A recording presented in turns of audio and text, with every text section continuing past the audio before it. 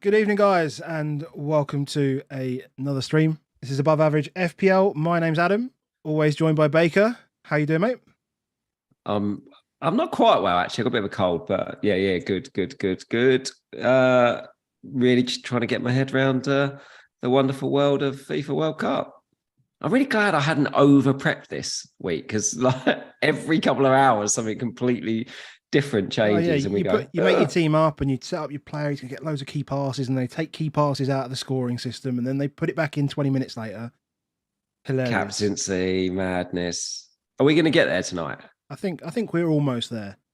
I think the game is actually more overpowered and going to be therefore more chaotic and interesting than I think we could ever believe it was going to be, which could be a lot of fun, to be honest. But it could really help us, couldn't it? The sort of stuff we found out today could really help us. Yeah, but everyone's got the same. Everyone's on the same playing field.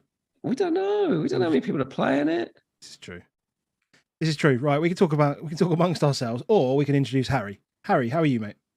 Yeah, I'm very good, thank you. Thanks for having me on again. Like you guys, trying to get my head around this game. It's been a nightmare week trying to do content, and I'm sure it's the same for everyone. But like them changing the rules every 5 minutes doesn't help, and then every second sentence in their rules saying something completely different. So it does feel like we're a little bit closer now than we were.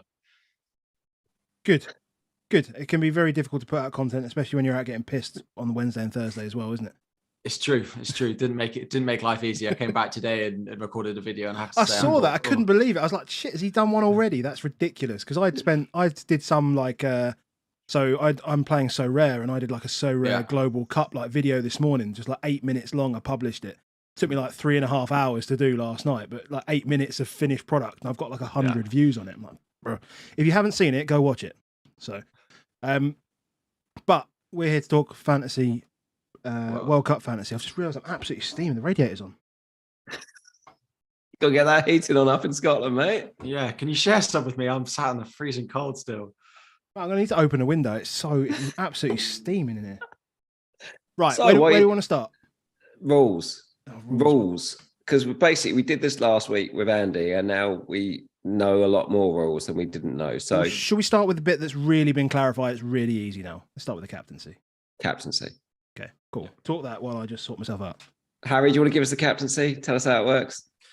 Yeah, so basically the rule that actually was there in the first place, I think has actually ended up being what it is. But it's just that we tried to overcomplicate it a little bit and tried to translate it into 3 different languages and put it back into English to give us a rule that we liked. But basically you can change your captain as much as you want until your first captain plays. And as soon as you've got a locked in or a live captain, then you can only change it once more effectively. So as soon as you've got a captain that's team has kicked off, then you can only change it once more. So you can keep changing it to see the lineups of all the different teams. And then as soon as you have, like when Messi's game starts, for example, you can then change it once more. So you only have one chance of one blank, and you can redo it once effectively. Yeah. So let me just make sure on that one. Let's say I get a bit hasty, right? So Messi blanks, and I immediately went to Neymar, and then Neymar didn't play. Done his groin in the warm-up, didn't play. I can't then move off Neymar even before he's played, can I? That's it. Once you've moved it, you've moved it. Yeah. Correct. So basically, if you're going to move it off of the player that's played, you do it like as close as you can, before that kickoff. Yeah, I think people have got to understand it. If for people that play Champions League, like fantasy, what is it? UEFA Champions League fantasy? I can't UCL fantasy.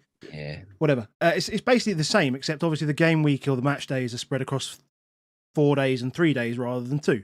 You only get one opportunity to change your captain.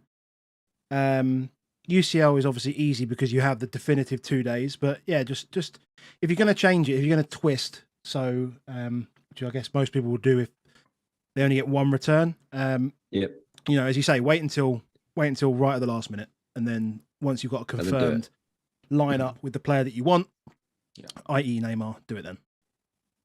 And we're all confident servers will work. It'll be fine. We'll do it. Who the fuck knows? I've got no idea. Yeah. No idea. But you'd think at the worst case, Messi's going to do okay, isn't he? Yeah. I mean, what it does for me is it because with the uncertainty around it, I was seriously considering like power captain first match day, and let everyone who thinks they know the rules work it out, and then I just get the man with the biggest points, and then I just figure it out for match day 2. But no, thankfully I don't need to do that now. So we're all on the same strategy now? What, Messi then Neymar? Probably. No, as in just in general, in terms of the whole game. I think so, yeah. Because we've got massive power in chips or boosters. Boosters. Yeah. Give us the rest of the information, Adam. Come on, you know the stuff. Okay. So we're going to be talking about wildcard as a booster. I think everyone's like pretty much committed to 12th man match day 1, Harry? Yeah, I am. Yeah. 12th man. And good reasons for that. I suppose just in general, anyway, I was always quite liking that because even before we knew anything about wildcard, I was thinking, I'm not sure how many of the French attack I want for match day 2 with Denmark. And I'm not likely potentially to captain one of the French players, probably over Messi in that. And maybe, because you can change captain during the match day, couldn't you? That's correct, isn't it? Change your what? As in, sorry, during the actual calendar day, as well as so yes. That's the other piece of news that we didn't know. So previously, I think a lot of us were thinking that if you went Messi in Argentina against Saudi, you couldn't then go to Benzema or Mbappe in the evening, but you can. You can. Yeah. You can do that. Because that was one of my thinking around 12th man was, well, I'm definitely not going to captain probably a French player over Messi, and therefore I can't captain a French player. Yeah. I suppose you can now. Well, the only thing is you can't move a player while he's playing, basically, and that's for captaincy and transfers. You can't move a player while he's playing. I think that's about it. Yeah, but I feel like you want to get at least a piece, if not 2 pieces, of that French attack for the Australia game, and therefore 12th man. And do you think 12th man's like the least valuable chip of the ones because it's like a non-captain one-player game? Like what's the best? You'd be over the moon if you just happen to just go free hit and on a player, as it were, had one swing at a player, and it's like, yeah, I'm going to get 10 points. Yeah, it's probably the least valuable of the lot. But again, I think it's valuable match day 1 because match day 1 is where you've got all of pot 1 teams playing against your pot 4 teams in theory. So it's where we've got a lot of assets that we want to own, particularly this week. And you can't own them all. So having an extra slot that's not budget or team restricted, just have extra premium basically lets you cover off a little bit more in the one match day where you really feel like you need to do it. And you want as expensive a player as possible for that. Mm-hmm. So Mbappe, Kane, Benzema, those are the players. De Bruyne. Although, do you think De Bruyne's a captain option if you went, say, Messi? Would you be tempted to go Messi, De Bruyne? Not really. So part of it is, again, the forwards, because they get the same amount of points per goal as a midfielder now. Plus, you get the extra for the shots on target, which is, I feel like, is easier for them to get than maybe some of the midfield benefits. But although De Bruyne with key passes, I just still think the forwards with the extra goal and with the way they classify forwards now, that it is like anyone who's even close to being a forward, like if you're a winger, you get put in that forward bracket. I think the amount of points that forwards will score is why a lot of us have gone quite heavy in on them. So I don't have De Bruyne in. He wouldn't be my 12th man, and I'm not that bothered about owning him. And plus, like I think Belgium will do well, but I still think they're by far the weakest of the top teams. And the way, again, Lukaku didn't play today. We don't know who's going to play on the wing. I just don't think they'll look as strong as when you watch Brazil, when you watch Argentina, when you watch France play. So he falls low down the priority list for me. That's fair. Yeah. Okay, cool. Let's move on to this that's been on screen for a good 3 or 4 minutes that we haven't been talking about, and talk about the tweet from Andy at Let's Talk FPL, and Nihal in the chat has basically nailed it. So I thought, firstly, when you sent this, Harry, I hadn't seen this on Twitter. I thought this was you messaging Harry, you messaging Andy, I should say. But what we understand from this, and I'll give you time to read it, or you probably have read it, but what we're kind of saying is we're going to get essentially a free hit in match day 2, which works itself into a wild card for match day 3. Well, let's, in case there are people listening, we probably should read it. Like. Okay, fine. Yeah. Do you want me to read it? Read it. Okay, so, going to give you a scenario to confirm is correct so I can screenshot it and post it to Twitter. Loads of questions about wildcard. My understanding is you can wildcard for, say, match day 2 as soon as match day 1 is finished, and that wildcard will be active right up until the final game of match day 2 has ended. So, you could do the following. Wildcard into a brand new team for match day 2, then use unlimited free transfers to transfer out any unlocked players for other unlocked players based on team news and changing of mind, etc. Then, as the final game of match day 2 starts and all players are locked, you could use your unlimited transfers from wildcard to transfer all those locked players out for players you want in match day 3. Essentially, one wildcard allows you 2 brand new teams if you use it in match day 2. And the response was correct. Simple as that. Only thing to clarify, can you transfer out unlocked player A for unlocked player B, then transfer out player B once they become locked for player C to own in match day 3? And the answer was correct. Madness. So what we're saying is we can build a team. We can build a team for match day 1 with a 12th man. Yeah. Then we can wildcard, and then we get the best team for match day 2, and then basically we can piss around with that team as it goes through if we need to. But then at the end of match day 2, before match day 3 starts, we'll just transfer them all out again. That feels like it shouldn't work. That feels like we still. No, but you have to have the team. I guess you have to have the team in place. And I think this is what you were saying just before we started, Baker. You have to have the team locked in at the Wales-Iran game, and then you can start making changes. Yes. So that's the important thing.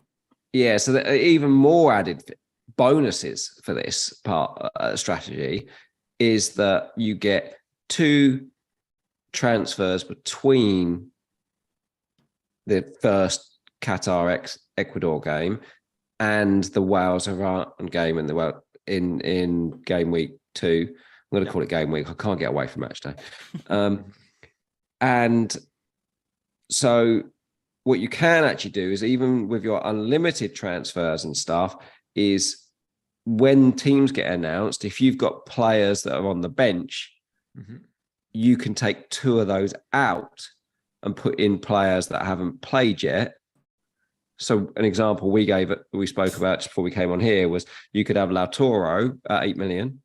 You have the option, if he doesn't play, you could go to Morata for Spain against Costa Rica. And if he doesn't play, you can either go to one of the other 2 Spanish forwards, which are so Torres or Fati, which are 7.5 or 7, or you could roll the dice to Richarlison.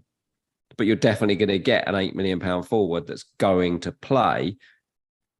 Yeah. And you've got 2 ways of trying to get there, which is madness. So we've got unlimited transfers, plus we can make 2 transfers for unlocked players if they don't get in the starting lineup.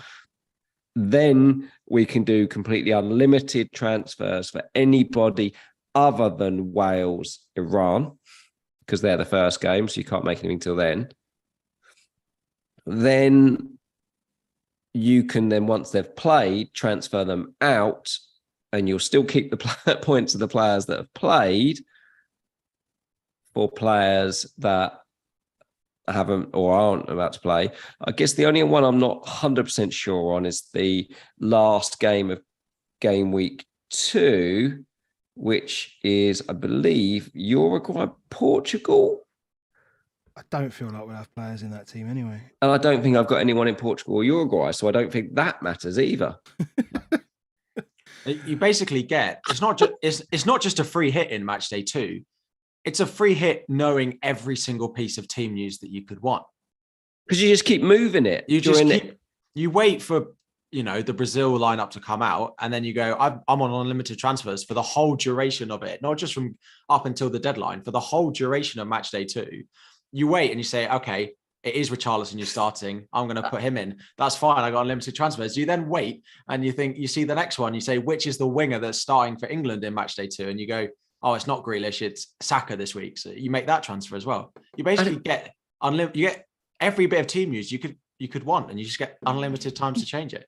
And it doesn't even that much about price points because you've got unlimited. So you just go, oh, I'll shave 2 million off that one and do that one for now. When I put that one in, then I'll wait for the next team leak. And then, not even, I call them leaks now. It's not actually leaks, it's proper announcements.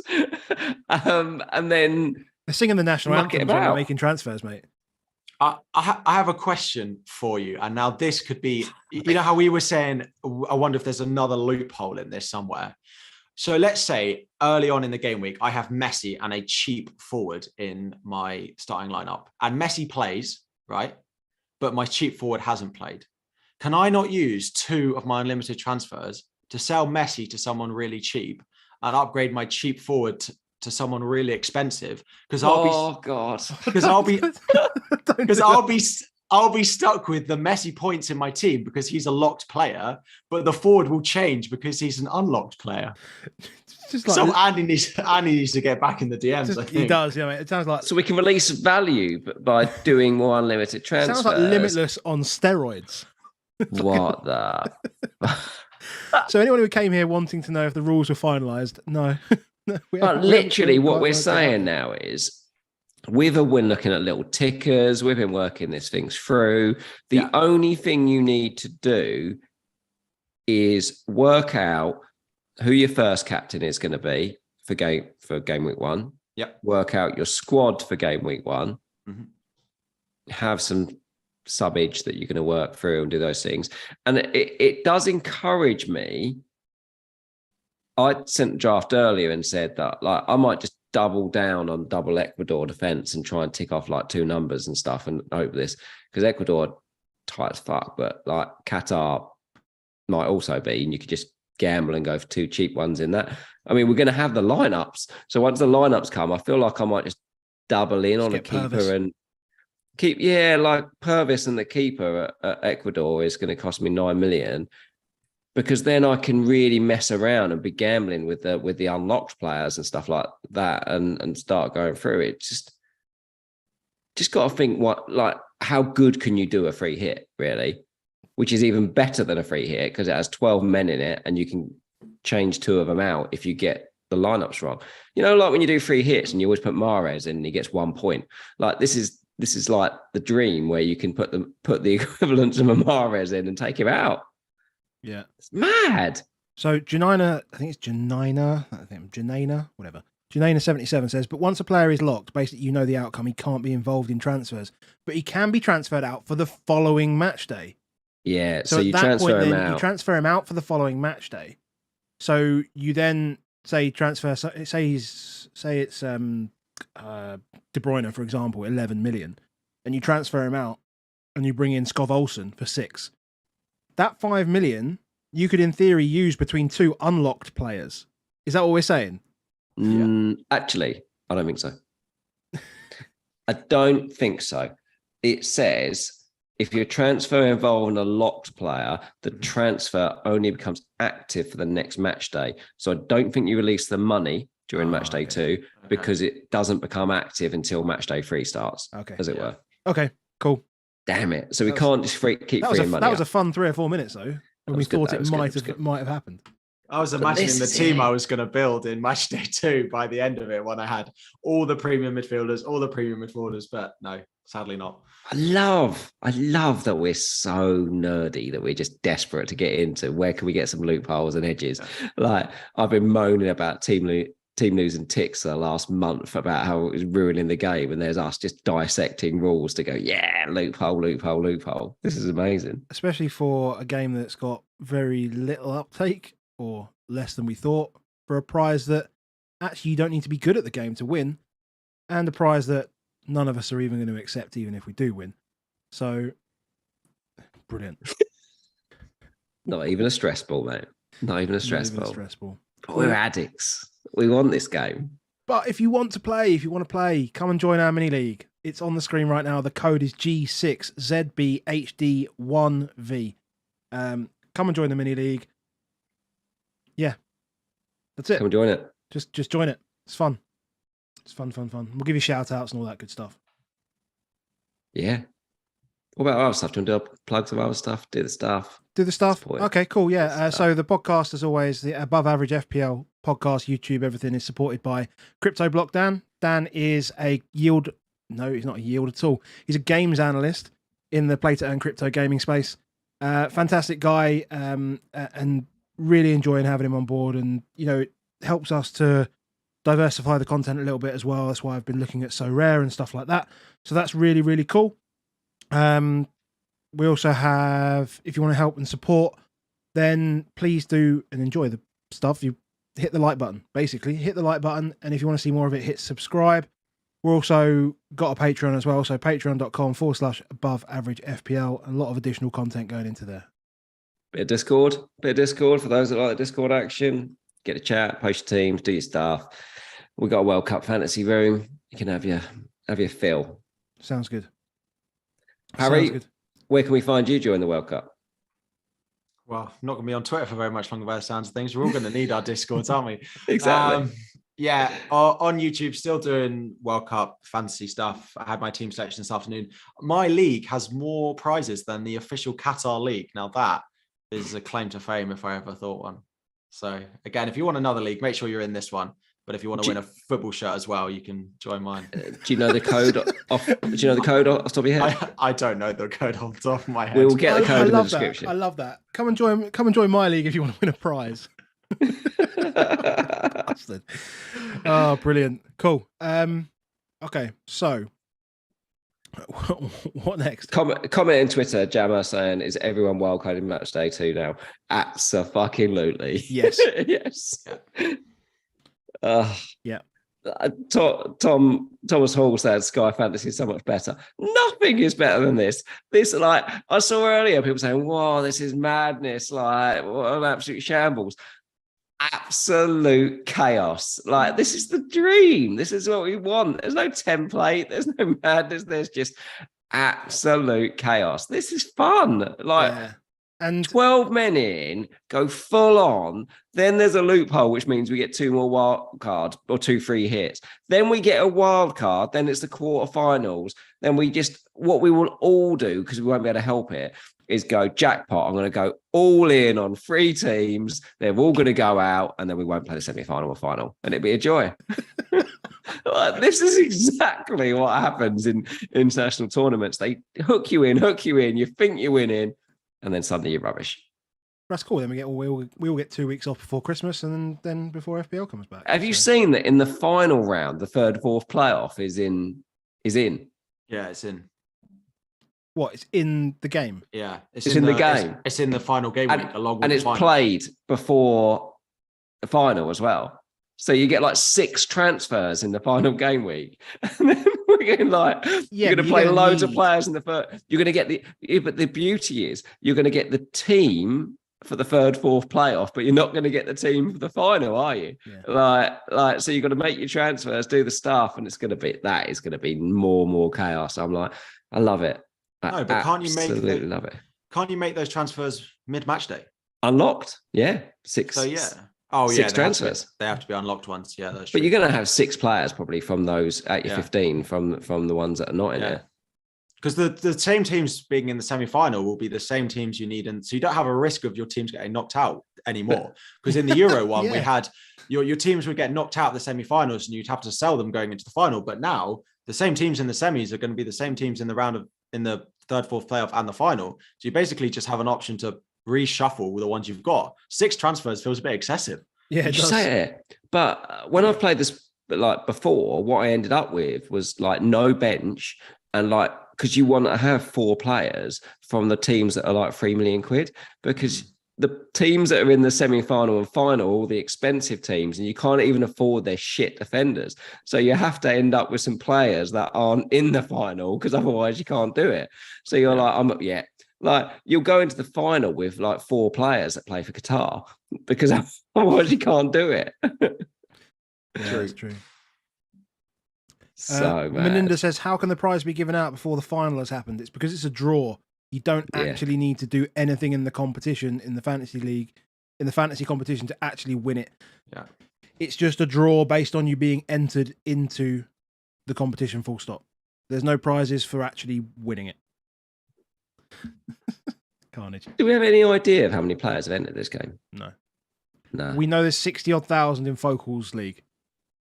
Wow. Which is quite a few. I think that's... So that surely there's, I'd say like at least what, 4 times that? I mean, I'd hope it's a lot bigger than that. There's a few countries that can't play, which I thought was hilarious. But would you reckon there's only 250,000 people playing this game? What are we doing? That's so ridiculous. 69,820 in Focals League. And did you say earlier he's not doing it, or? Yeah. Brilliant. He's pinned it off. He's told everyone to come follow us. Watch our content. Of course. It's not true. We love you, Oscar, but it's not true. Cheers. Right, chips, boosters. Yeah. So when are we 12 playing? 12 man. Wild card. 12 man. When are you playing it? Game week 1. Perfect. Yeah. Cool. I had this already set up. Don't worry. Wild card. When are we playing it? 2. Cool. Okay, good. Now, this last one, I'm hoping you're going to say the same as me, but I don't really know. I don't really know when to play this power captain. I mean, knockouts. Just knockouts. I love that. I love that because that's exactly what I wrote. Is knockout state. That's all I wrote. Yes. Family of fortunes. Like, yeah. Game show. Cool. So enough of that. Let's move on to talking of captaincy. So we've got some data from 11FI, and this would have been so cool if you could change your captain every single match day. But it does give us an idea of where we may want to place the armband. It is frustrating in some ways that actually the Dutch players aren't as nailed as we'd like them to be, because they've got 3 very good fixtures in Group A. Now, none of us are looking at French options. Well, so let's rewind this back. If we've got 3 free hits, why are none of us looking at French options in Matchday 1?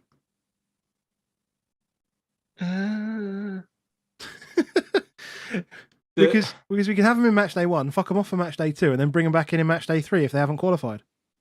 The issue is that we're using our 12th man on French players, a lot of us, because they're more expensive. Because if I use my 12th man on Mbappe versus using it on Messi, I have an extra $1 million to spend on my actual team. Okay. Is the only thing. But of course, yeah. And I'm quite happy with Messi and Neymar as my captains, plus freeing up $1 million to spend elsewhere is a little thing that does sway me into having that 12th man for France. I'm also a little bit like, I don't quite know who's actually going to play for France. Like, Mbappe is about the only one that I look at that team. Okay, probably Griezmann as well, but we don't quite know Benzema is actually fully fit. We don't know whether it's going to be Koeman and who it is in the midfield who's actually going to play. So it really is only Mbappe, and he is the most expensive player in the game, which makes sense to use on your 12th man.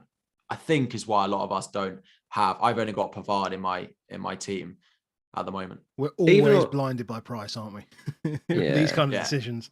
Yeah. Even on it though, what's your understanding of the French in formation? What are you expecting the French to turn up with in game week 1? So they've been playing a back 3, but he's come out and said that he doesn't like it and he wants to go back to a back 4. I mean, he hasn't just come out and said might do. Like, his literal words were, it will be 4 at the back, is what Deschamps has said. Yeah. Hasn't played 4 at the back for about a year, if not more. Yeah. And he's gone, it will be 4 at the back. So every single predicted lineup you see has 3-4-3 or 3-4-1-2, basically, and still has it on that as 3-4-1-2. Yeah. And he said, we did a lot of analysis and I had a lot of discussions with the staff and players. The feelings expressed influenced my decision. We did some very good things in the system with 3 at the back, but we were in difficulty on occasion. We were often in balance, even if we turned around some bad situations. To win a competition, you have to be solid defensively. Yep. That's not the kind of comment you want to be looking at, like double forward. We have to defend well, defend better. Like, yeah.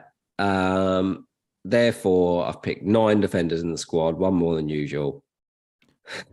Yeah, I do wonder how some of these fast-paced counter teams are going to do generally in the heat. Full stop.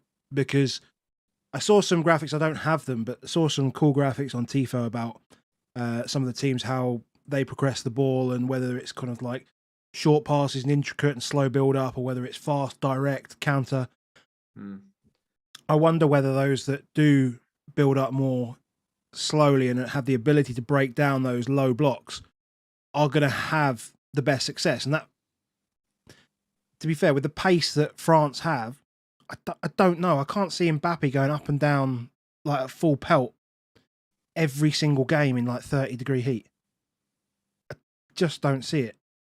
I know these guys are super fit, but did you see the England players coming off training today? But what I don't know with this isn't in the stadiums, like I've seen, you know, the propaganda that we've seen out there and stuff, isn't it like all air conditioned and it's all going to be okay? Isn't that the game they're trying to tell us that on the pitch it's not going to be too bad and it's all going to be?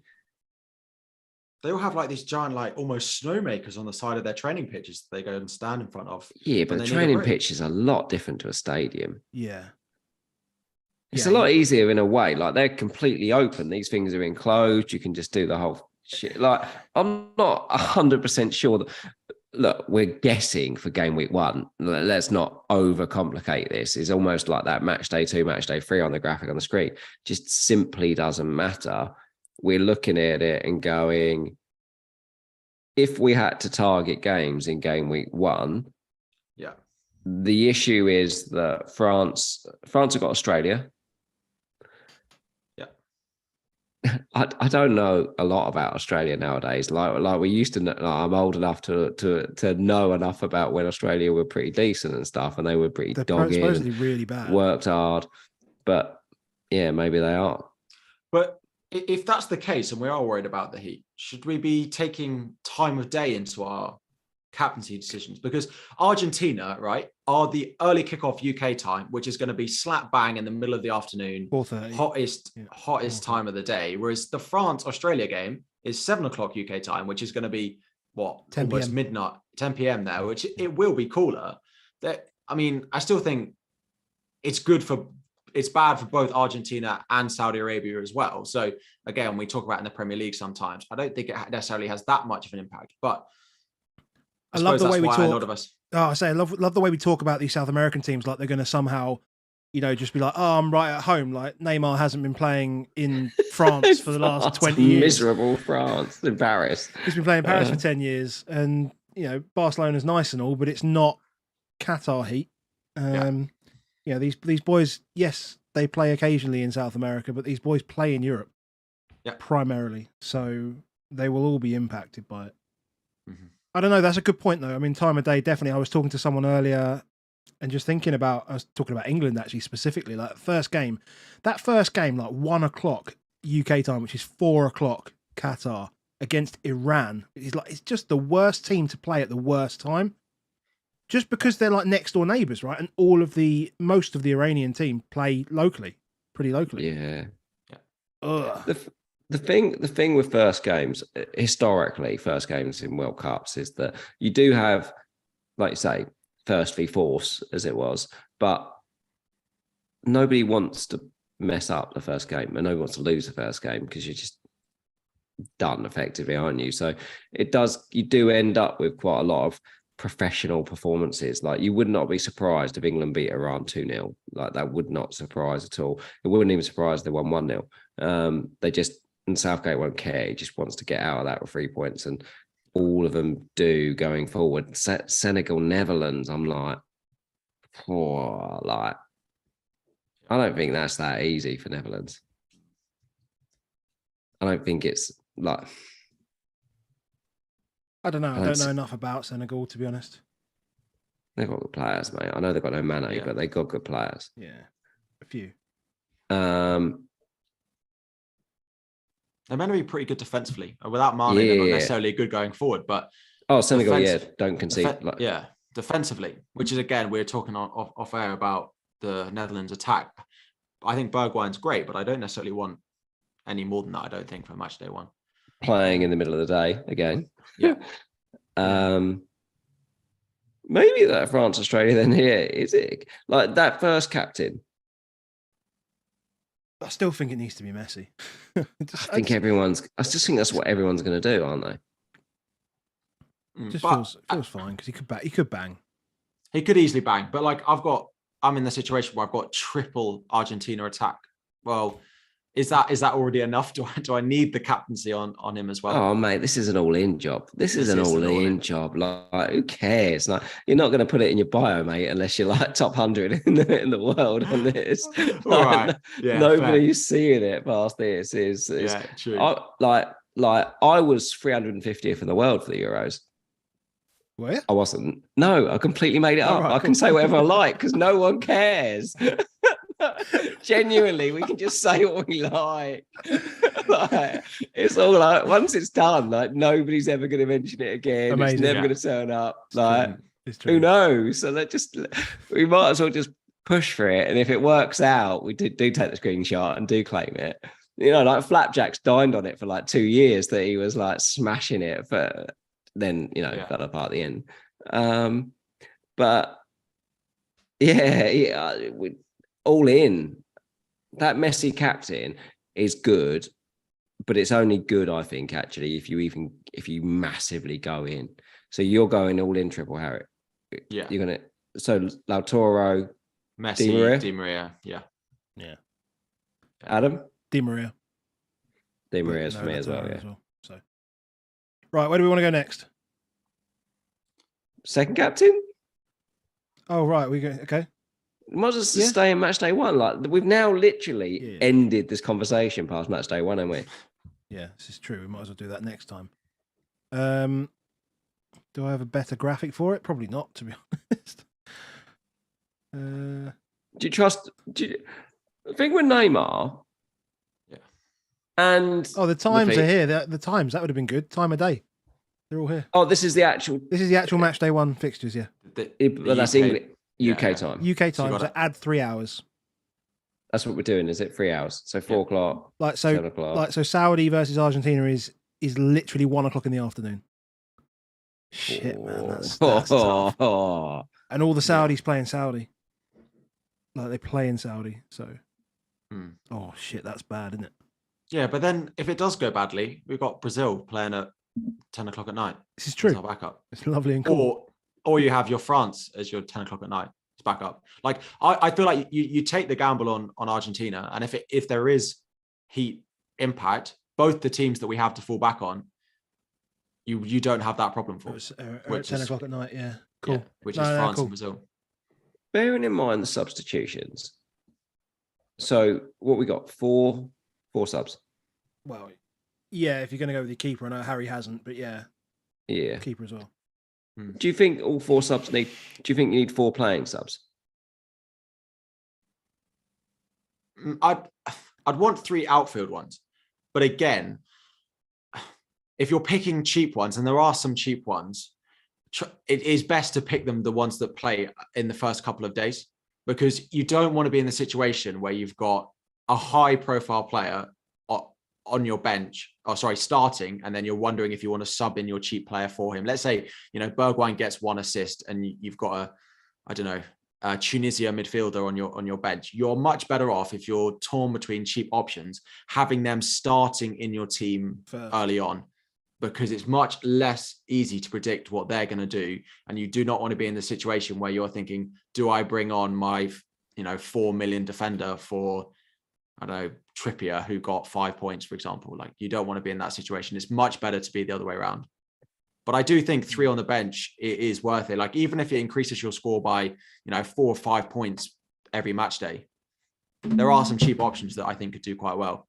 So I think it's worth it. I don't have a backup goalkeeper because I ran out of money. Who's your keeper? Costa of Portugal. They have Ghana. What if old what's his name? Patricio decides that he's gonna. It's Costa. It's Costa. It is Costa, and if worst came to the worst, I've got 2 transfers that I can use mid-match day. Good point. Unlocked. Yeah. So But how much does it cost her? You're not going to get much for your 3.5 million keeper, though, are you? Unless you've got money in. No, but you could take Costa, couldn't you? Yeah, I could change Costa to Patricio. Oh right, yeah, you could literally, you can literally change Costa to Patricio. Yeah. Unlocked. Oh, that makes the Dutch one even better, actually, in my mind, because we'll get the lineup and then we can just make that transfer.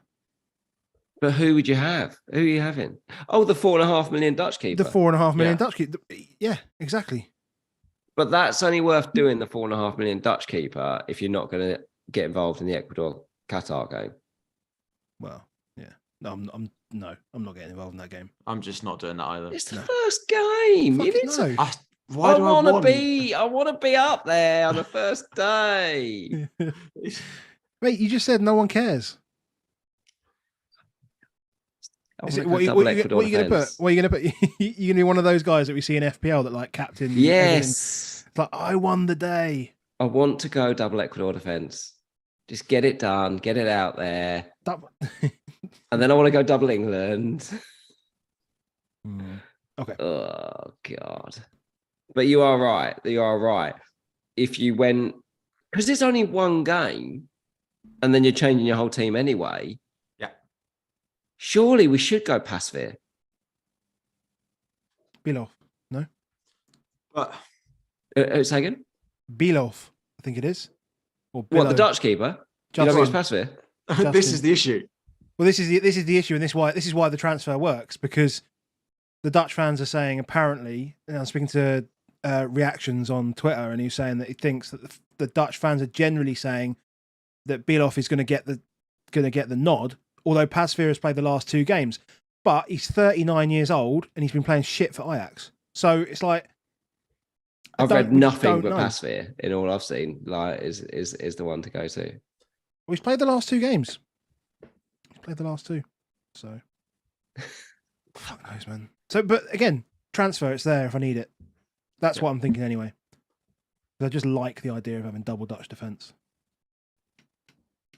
I quite like the idea of Portugal. I think their defence is pretty rock solid. Ghana as well in Matchday One. It's so long away. Like you say, if you're going to have a Portuguese keeper, there's no point having... And you're going to spend money on it. Like, if you're going to spend more than 4.5 million on a keeper, you might as well have that one not play. Mm-hmm. Yeah. Whereas I think I'd rather try and do 8.5 million. What's the deal on that Uruguay keeper? We don't know because 4.0. Mo was talking about Muslera, but then people today have been saying Muslera is not first choice. No, I wouldn't say the 4.0 guy. It's Roche. That's late though, isn't it? What if Roche don't play? Yeah. You're done. To be fair, I've got the Dutch keeper, and then I've got Matt Turner. So I'm done on Monday. Keepers. Yeah, get it done. I'm out. So, but if you get the wrong Dutch keeper, well, I'll transfer. Would you? Yeah, why not? No, like go. Would you think you'd rather have it than? Yeah, I'd rather have the Dutch keeper. Yeah. Wow. Yeah, I'd rather have the Dutch keeper because again, that's one transfer 82 just used immediately, though, isn't it? Yeah, but what else am I going to use it for? Argentina, France, Spain, Germany. This is true. If Martinez doesn't start, but the issue is, this is going to be fun. This is fun. Like this is the whole point of this now becomes how good you are and how lucky you are at gambling, and it's like gambling strategy. Like if I'm looking blackjack wise and thinking, here my odds here, having a keeper that definitely plays early on and keeping my 2 transfers in the hutch before Argentina, France roll out. Germany's a really, really hard pick to do. Spain's an impossible pick to do. We don't know if Trossard plays or not at Belgium, but let's just say somehow, right? Lukaku didn't play today, did he?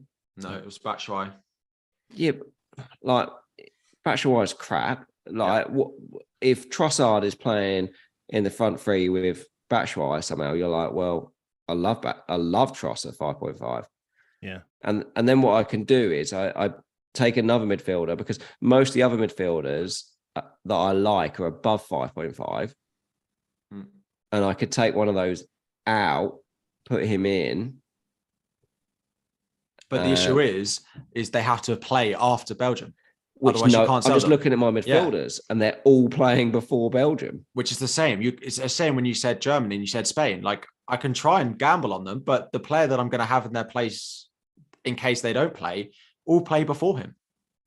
Unless I gamble on someone random in Portugal or Brazil. Cross is a disaster, isn't he? It's the It doesn't help. But it's like Richarlison is fantastic punt, but I can't do it because it's the last game of the match day, and if it doesn't go well, nah, Richarlison. I've had Richarlison, but and you said earlier about having Telles as a 4.5 million, and I said it last week on the pod that I like the idea of Telles, but I can't have a 4.5 million that might not play at the end unless. What is there any other Brazilian defenders at 4.5 million? Not 4.5. His potential replacement is 5 in Alexandro. I think the best way to do this is you pick and you have 2 spare slots. And you plan, you start with a Brazil player in it, or a Belgium player in it, or a Portugal player in it, someone that plays really late. And you have a few options that you like Musiala of Germany or Ferran Torres at Spain. And if you get to their kickoff before them in the week and they start, you go for them and you don't worry about whether you get a start out of Richarlison. I think you just have, because we have these 2 punts effectively that we can wait until we get those lineups. And I think in attack it's that 8 million option, and if Martinez doesn't start, then that works well for him. I quite like the idea of even trying to find a way of keeping $500,000 in the bank and having the option of going to Eder Militao or Alexandro if Alex Telles doesn't play. Yeah. Having an extra piece of Brazil feels like a good idea. Yeah. God, this is fun. This is fun. This is strategy central, isn't it? Should we have a look at our teams then for now? Because we're coming up to an hour. I don't think we need to spend much more on this because it's all chaos. So, I mean, you can either see this team here or you can go onto FPL Harry's channel and he will explain it all for you. Harry, tell us your team.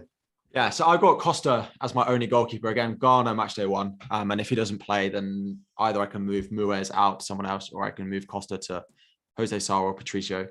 Defense, Trippier and Shaw both in there. And I got Dumfries, I got Pavard, and then I got Alex Telles. Again, I think Pavard at 5 million, especially if they're going to go to that back 4, he's pretty locked in. I'm surprised he is not in as many teams as he has been in previous tournaments. Then midfielders where I put a lot of my budget up front. So up front, I've got Messi, Neymar, and Lautaro Martinez. And I just think Argentina will just I know we spoke about the heat, but I think they will just score goals in that game. Midfield, Bergwijn, Di Maria. And then it's the other 3 spots. The moment I got Perisic, I don't love it, but he will play in the front 3. They do have a good fixture match day 1. I've then got Zielinski. I think Zielinski is, again, a nice pick. Good fixture against Mexico in match day 1, playing just behind Lewandowski. I'd love to have Lewandowski, but it's just a budget. And then I'm punting on, at the moment, on Christian Pulisic against Wales in match day 1. Had to get Chelsea boy in there, didn't he? I had to do it. Didn't come into my thinking at all. The issue is I look at those sort of 7.5 or less midfielders. There aren't many that I love apart from Bergwijn, Perisic that I've already got. If someone wants to convince me someone else, then I'm all ears. But he's the main man for them. He'll be on penalties as well. They play. Yeah, I think they could do all right in this tournament. I think they could easily get out of the group, and they'll need to beat Wales if they're going to do it. What happens to the 12th man? 12th man goes on Kylian Mbappe at the moment. Yeah, Mbappe over Benzema? Yeah, so there was something saying they're not 100% sure if Benzema's fully fit. Ooh. So I still think I'm just going to go Mbappe out of the 2. If Benzema was locked in, then I might go him just because when I watched him tear Chelsea apart, it's been a while since I've seen players do that quite the way he did. But I still think I'll go Mbappe. Thing I like probably looking at yours is you've got 2 clear captaincies, haven't you? It's Messi, and if Messi fucks it, you go last game. Yeah, Neymar. And if Messi fucks it, you're done in really probably because you got. Yeah, then my season, then the game's over. then I'll see you all in on Boxing Day. Yeah. Fair enough. Yeah. I like that. It's good. And you have or have not got money in the bank there? I got nothing, which is why I'm scrounging for a 3.5 mil goalkeeper. Okay. Double England defence. There's been a lot about this but I mean, Iran in Matchday One, they've got to be up there for one of the best chance of clean sheets. Plus, they're both 5 million. Plus, they're both good going forward. I mean, Shaw feels like absolutely nailed, right? There's no one else. There's no one else that can play in Shaw's position apart from Trippier. Yeah. Right. So I'm going to get one. So you're going to get one at least. Trippier's obviously, there's a lot. I mean, like, he could start with 3 with Walker in the middle and Trent out the right, potentially. But Walker's not available, is he? Is he not? I don't know. No, I don't think Walker's ready. I don't think Walker's ready. Taking on Mailer, a lot, big own. Yeah, it's true. And if I don't go Tellez, it will probably be him. Same price. Yeah, I could easily move from one to the other. And if I look at that Denmark lineup and I get cold feet, I could always move once we know he starts. But I just fancy Tellez a little bit. But I do worry that he won't start. He is in most predicted lineups, so that would be one of the main. I wouldn't ditch one of my starting back 4 that I've got there at the moment for him. No. I'm happy with those 4. It would just be whether I go Tellez or Mailer. Yeah, fair enough. That's fair. This is yours, mate. Is this what I chucked in before? Yeah, this was. Can I have your teams, please, lads? And Baker, about half an hour before the pod started, was like, "Oh shit, I need to do a team." Okay, off he went. Yeah. And you've got 5 current / ex Spurs in there. Yeah. Just chucked the Spurs players in. Just chucked the Spurs. So since doing this, since we started this, Richarlison is not an option. That's for me. That's one that's probably cancelled. As it stands, I've got double Ecuador defence. I still think I might end up that way. Just because, why not? Look at Harry's face. He hates me. Just I feel like of all the things you're going to punt on, you're punting on double Ecuador defence. I can't help it. What happened was, start last season, I went Brighton triple defence and it worked out really well and I loved it. And now I can't shake it from my brain. Shane Duffy has ruined all fantasy games for me forevermore, that it was a good way to go.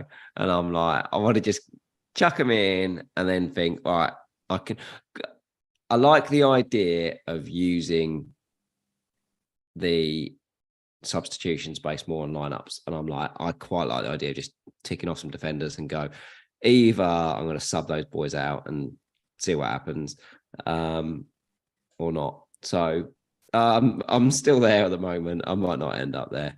Trippier, Dumfries, I mean, they're going to end up there in the end for most teams, aren't they? Mailer I've got at the moment. I've got Kevin De Bruyne at the moment. Mainly, I think before coming into this, I liked him more as a second captain option than Neymar. But hey, it's tough. The obvious 2 captain choices, aren't they? I message Neymar. Yeah, they're right up there. That when you look at the top 2 on the bookies odds around assists, goals, everything, they're there.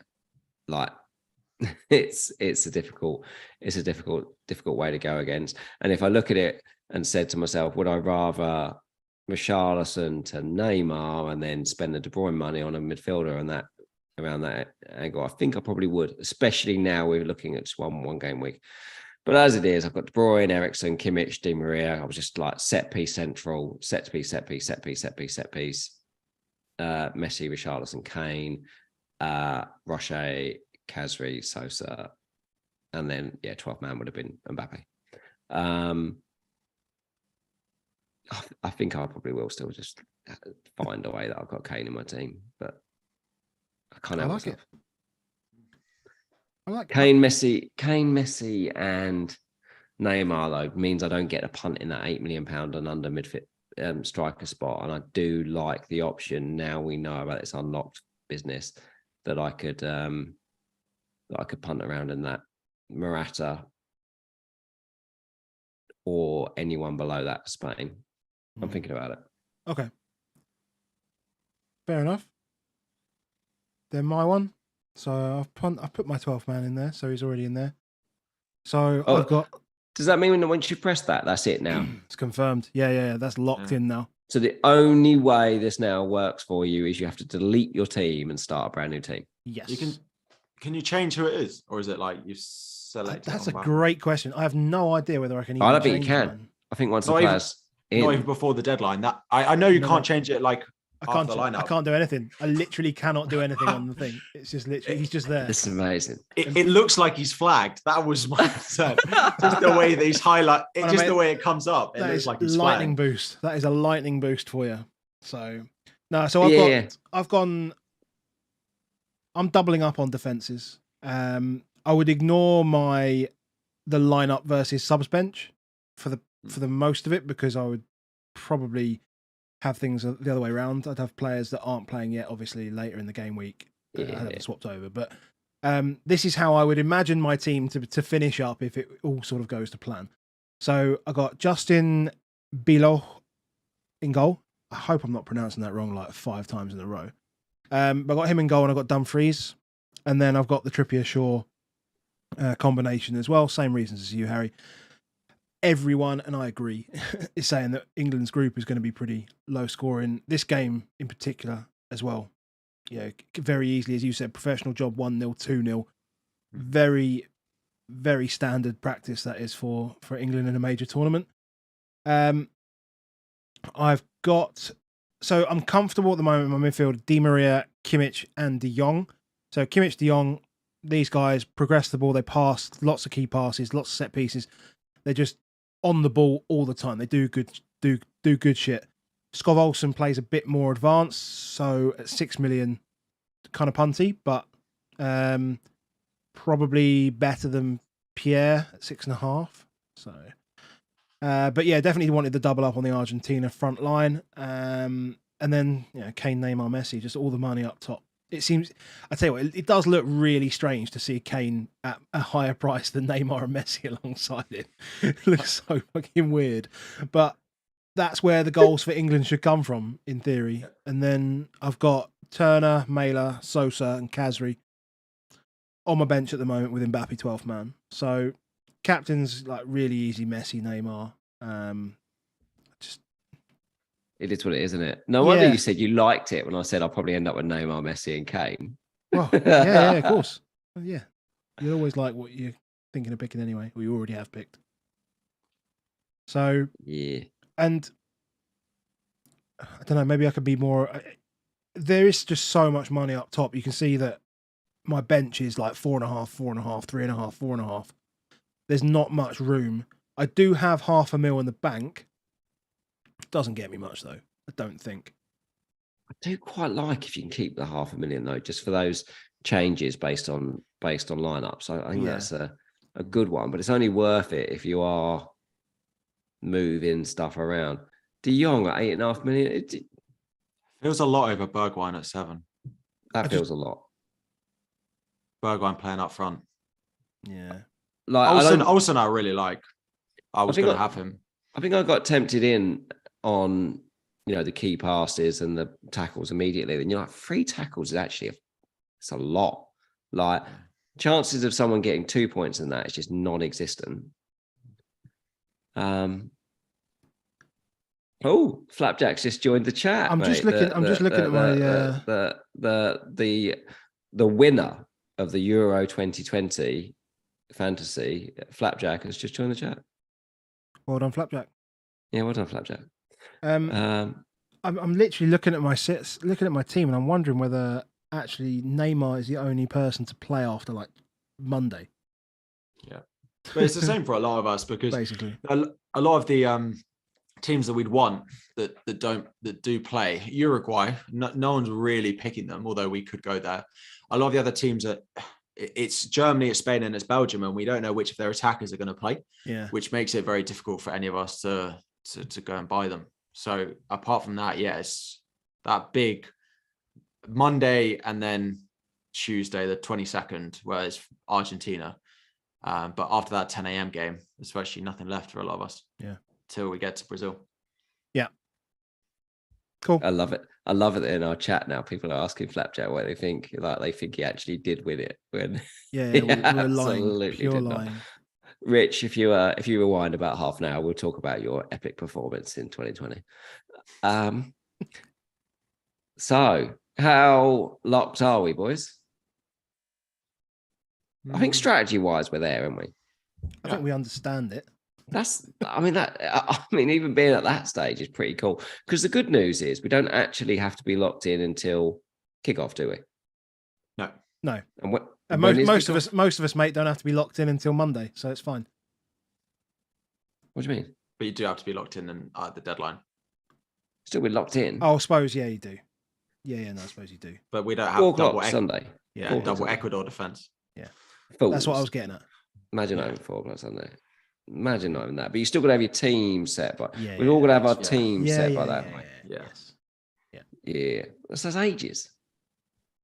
Well, they could change the rules 7 times by then. They could. It's true. We'll wake up in the morning and Twitter won't be there, so we won't know about it. But also, could you imagine though? Someone points out, like that guy that Andy's text says, "Did you know that people could just have free wild cards?"